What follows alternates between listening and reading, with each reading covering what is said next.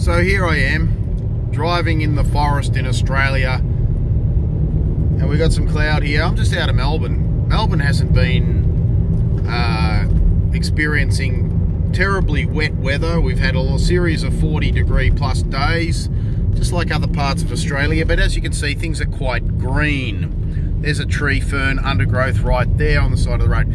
The grass is relatively long there and it's still green, because you'd expect long grass to start turning brown, but no, it's green. What we are seeing here is a forest that doesn't dry out in 5 seconds. In other words, a forest of kindling, which is what most of Australia has become after centuries of deforestation and logging. The only reason why this area has, I would say, semi-mature forest is because it's so close to Melbourne. It hasn't been logged for, what, I don't know, 80 years, and they don't log it that close to Melbourne anymore. Mind you, these trees may start to look tall, but they're only half as high as they would naturally be, if that. The tallest trees that lived here were pre-white settlement were approximately up to 400 feet tall, and possibly higher. As you can see, they grow like billiard cues. Now this one's mature enough to develop an under canopy. An under canopy should consist of mainly lily-pilly trees, which are those ones there, those type of trees there. That looks like some sort of sassafras. And then under those we have the ground cover, which is tree ferns and lush vegetation. So as you can imagine, when summer comes along, this is not going to dry out in 5 minutes. It's like a thick sponge. If you put a thick sponge on the concrete of your driveway and put water on it, it will take an hour or so to dry in the sun. Whereas if you put water directly onto the concrete, one, it's going to run off immediately, and two, it's going to take 5 minutes to dry out. Now, if you generally turn your forest to kindling, which is a very short forest, regrowth like this is very thin. It's like little billiard cues, basically, actually the size of billiard cues clustered together. You got very thin trunks, high surface to volume area, surface area to volume rather, clustered together. It's a forest of kindling. It doesn't have any undergrowth, it doesn't have any under canopy. The water rushes off straight away. The trees suck up enormous amounts of water in this young juvenile growth stage, and the leaf litter doesn't decompose underneath, so because there is no undergrowth, not at that stage. So what you have is forest fires every year. I mean, every year is a drought to these kinds of depleted forests, because they do dry out within a month and then they're a fire risk. This one would take a real drought, like a once in a 50-year or once in a 100-year drought, to dry it to the point where it's going to burn down. Now, the trees are getting a little taller here because we're getting higher up the mountain. This isn't everywhere in Australia naturally. This is the areas that generally catch fire. In fact, the Victorian alpine areas and the southeastern New South Wales areas and Tasmanian areas, which have been very high fire-prone areas because of the crap forest that grows back, or scrap forest. This one, as I said, semi-mature, as you can see, relatively tall, growing more like billiard cues. Definitely an established undergrowth, as you can see right here. Lots of tree fernery there. As you can, it's just going to take a lot more drying out for this to become a fire hazard. Even the grass is green on the side of the roads there. It's just getting a lot of shelter. It's holding a lot of water, probably attracting clouds. What do they call that? Where the trees affect the weather through photosynthesis. I'm on the slopes of what you call Mount Donabuang. Now, this is a southern slope, sure, where the cool temperate rainforests occur, but on the northern slopes you still naturally should have tall established forests with a canopy and undergrowth. And if I was to continue to the north end of this mountain, Mount Donabuang, over the other side, I'd be going to what's called Akron Way, where the forest is just as tall, just as lush, just as green, and that Akron Way goes down the Akron River, the headwaters of it, and it heads directly north. So it's a northern, well, flowing river, and I guess it has generally northern facing or east and western facing slopes. Now what date is it? It's the 3rd of January or 4th of January. So you better check the date. It's only 17 degrees outside. We've had a cool change, as you can see, a bit of rain occurring, probably because of the actual forest itself attracting a bit of rain. This is how it should be in Australia, not this. And this is not even a fully natural forest. Like I said, it's only similar to what was once here. I've got to hit the windscreen wipers. So there you go. It's lush and green here. Melbourne is in the same area latitude as Mallacoota. Mallacoota is naturally drier, I'll admit to that, but north of it is what is, again, forests like this. It's called Errinundra Plateau.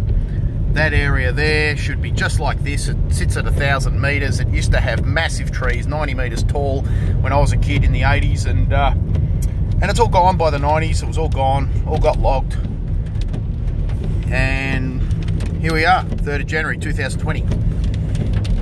Fires all over Australia, and I'm driving through lush, temperate rainforest, attracting rain and clouds, while the eastern half of Victoria, which is the fires are more out there, away from Melbourne, because they're more recently logged areas, and they get continually logged because they're not from a high population area such as Melbourne. So right next door to Melbourne, you've got the Dandenong Ranges. You've got this on Mount Donabuang, just north of Warburton. I don't want to put that car's number plate in the video, but stuff him, you know. And this is what you get. So how tall would these forests? They're getting taller again here. Yeah, these, I don't know, these trees would be approaching, I guess, 200 feet. So imagine this forest in its natural state before white settlement. You're looking at up to 400 feet. And the tallest tree that was ever recorded was in 1889, when most of it had already been cut down. And that was just southeast of here, in a place called Thorpedale. It was 385 feet. There were taller trees, but that one got registered by the Guinness Book of World Records because it was measured by a surveyor, and that was given them credibility, even though there was many reports of taller trees, up to even 500 feet. I don't know about that, but they were certainly taller than 400 feet, and there is one tree still alive called the Ada tree, east of here, about, I don't know, 60-70 kilometres east of here. Gee, it's getting misty and wet up here. This is a relatively old growth area. Just take a quick look. See how they're dying and the tops have been lopped off? That's what you call a little bit of old growth forest. Now, old growth forest is in decline. It's already reached its peak of height, and it's in well, these ones shouldn't be in decline. Some reason why it's premature. I don't know why, but they didn't really top out anywhere near 400 feet, and they're already in decline. But as I was saying, the Ada tree, which is estimated to be about 300 or 400 years old, west of here, is still alive, just like these, but much bigger. It is probably 30 feet across, 10 metres. No, not that far. Sorry. About at the base, it's probably 5 metres across, which is about 16, 17 feet across at the base. But they do grow like billiard cues, so you can imagine how tall it goes. And then at 75 metres, which I guess is, I don't know, 250 feet, suddenly it stops growing because the top is missing, because it was from a generation that went into old growth phase. It depleted, it was exposed as it thinned out, the forest thinned out, and exposed to thunderstorms and lightning. The top got destroyed, so it's like a 75 metre or 250 metre tree stump still there, alive, well beyond its prime. But the rangers reckon that tree peaked out at 400 feet. So it's not just me saying it, it's been estimated by official park rangers. So 400 feet is the maximum height that these forests should credibly grow to. The species is called the mountain ash. We're into alpine ash here, we're a bit higher up. this mountain gets a little bit of snow in winter. It's above 1,000 meters, which is about as low as the snow gets in Australia, and we're at about 1,000 meters now. This mountain only tops out at 1,269 meters, Mount Donabuang, and we're into alpine ash, which is a more furry based bark at the lower portions of the tree, but lower down you saw what's called mountain ash. It was a very, there's some there, I don't know if I caught that were right. It's a very papery looking bark. It doesn't get woolly like at the base of that one there, for example. That's alpine ash. So those mountain ash trees, and we don't, they used to top out at 400 feet. These ones are obviously not cared for anywhere near as much. It's sort of just some regrowth that just occurred after logging. That wasn't really planned, wasn't really replanted properly, and they'll top out at what, 250 feet max if they get to live that long. So this is the sort of forest that exists in Victoria, and as you can see, it's relatively fireproof. In fact, the mountain ash tree, or Eucalyptus reganus, is actually very, very sensitive to fire. So really, they're only meant to survive their initial stage where they're vulnerable, you know, after a serious bushfire or logging. Once they get to 60, 70 years old, they've gone beyond the juvenile stage. A canopy starts forming, undergrowth starts forming. You got your tree ferns and so on and so forth. Like this one, this forest has been harvested, but still it's at least 70 years old. And what was I saying? Yeah, it gets beyond a stage where and becomes immune to fire, and then it peaks out over the next century or two at 400 feet and starts to go into decline. Like the Ada tree I mentioned east of here, somewhere towards a town called Nuji, and when it goes into decline, it's just the trees have matured, they're thinning out, they're dying off, they're at 300 or 400 years old, the forest, and then you have a fire again. So these forests are meant to have a fire every 300 or 400 years, let's say, or I don't know, 200, 300, 400. Anyway, at the end of the cycle of the forest, however tall it gets.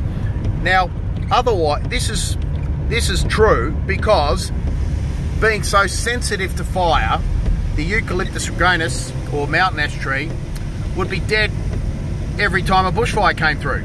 So to get to 400 feet, or 385 feet, which can be confirmed in the Guinness Book of Records, one that was measured officially out there at Thorpedale in Gippsland in the Strzelecki Ranges, southeast of here, not too far, about 100 k's or so.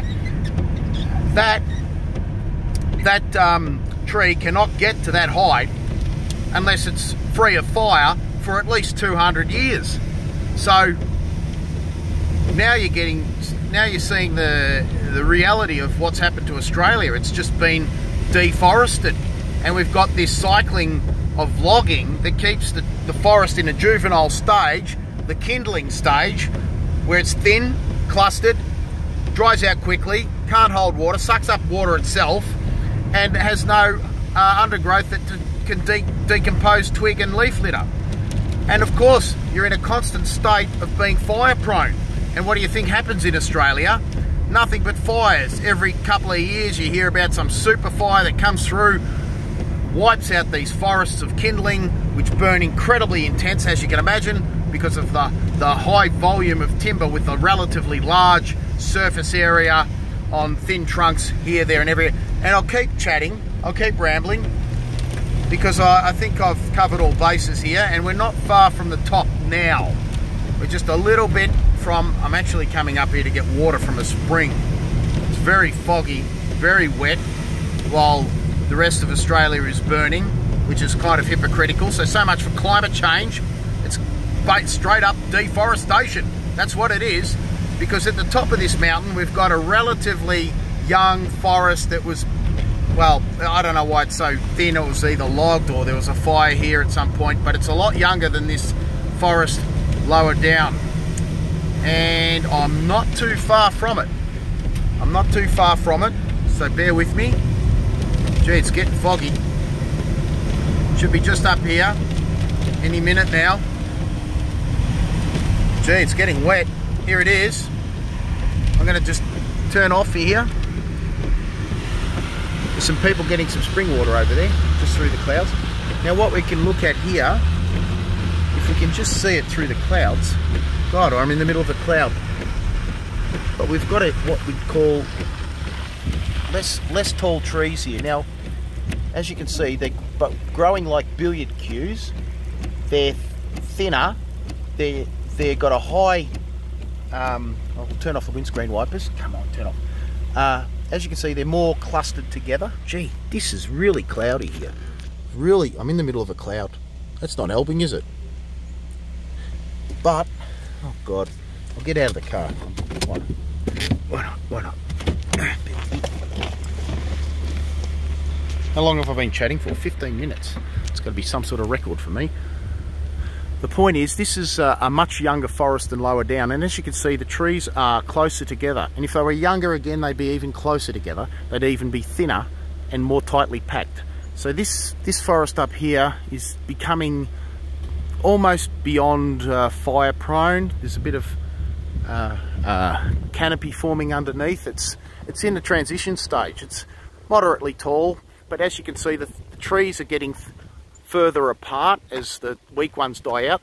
I'll just zoom in there. There's an example of a weak tree between those two trees dying out, a relatively thin one. Now imagine those all clustered together.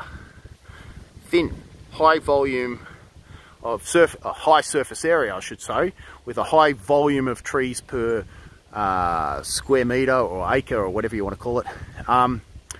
No undergrowth, dries out quickly, and is just kindling. So here we have an example of the forest as it's transitioning from that juvenile stage into a more mature stage. It's got a long way to go, but at least it's got some undergrowth forming. There's some undergrowth trees, canopy there. It's not just straight up kindling. There's a few lily-pilly trees. These are some sort of alpine type undergrowth there. I don't know, I forget what they're called. It's an ancient tree too. Myrtle, something myrtle. Yeah, that's it. Let's have a look at some of this stuff up close, shall we? This is gets a little bit of snow in this area in winter. As you can see, it's not like the Australia that you used to see, with gnarly gum trees, dry undergrowth, eucalyptus exclusively. We've got some serious nature going on here. Look at this. We've got that would be an alpine ash there with the woolly bark, as I said. Getting to a relatively tall stage here. Nothing like there used to be before white settlement. But as you can see, that's an alpine ash. You can tell by the base there with the bark all woolly. We've got some very interesting undergrowth here. Now here's the leaf litter we're talking about that happens a lot off the eucalyptus trees. A lot of bark falling down, a lot of twigs, a lot of leaves. That's just going to catch fire. But here, it just decomposes because everything's just wet from the under canopy, which is forming here. Got some tree ferns there. We've got this myrtle, I think it's called a myrtle tree, natural under canopy tree there. Quite pretty, right? And of course tree ferns, as you can see, nothing's going to last too long if leaf litter falls into that. It's going to be gone within a few months. I know this. I've tried to light campfires, and where they had alpine grazing, there was no underbrush. It was just grass. It was just leaf litter like this sitting on top, and it wasn't decomposing. Let's have a look at this. It's quite flexible. It's not snapping off. It's, as you can see, pliable, which indicates a high moisture content. It's not really getting crumbly at all like a biscuit. It's just bending a lot. So that's on its way to decomposing. This sort of stuff doesn't make great firewood. Look at that. That's already decomposed. That's all just turning to dust or fertilizer. See that? So here's a piece of leaf litter. Let's crumble that up. Look at that. That's not great campfire, that wood. So it's really hard to light a campfire with this because semi-decomposed. Whereas, like I said, in an area where there is no underbrush, like where there was alpine grazing, it was just grass, and this stuff was just sitting under the snow gums, a different species again, higher up even more in snowfields in summer or winter. Light a campfire in 2 seconds. Here, not so much the case. That is decomposing as quickly as it's falling. Here's a log. Look at this. Look at that. As you can see, very decomposed. You could probably grab a few pieces of this. There's no back burning required here. Still a little bit hard, but well on its way. It's very light. It's you can see there it's decomposing. That's why it's. Here's something else, a better example. That there's just peeling off and crumbling. You get the point. I don't need to go on forever. This here, as you can see, moss growing all over it. It's still hard and everything, but that'll decompose eventually. And pretty much that's how it's meant to work, this ecosystem. And it's just not working because of the way the forest has been treated over centuries now. And I'll finish it there.